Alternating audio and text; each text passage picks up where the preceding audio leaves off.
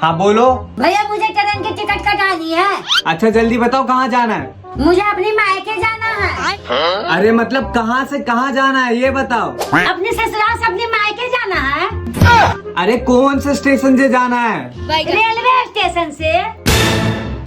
अरे railway station नहीं, नाम बताइए नाम। अच्छा नाम, मेरा नाम सुनैना है।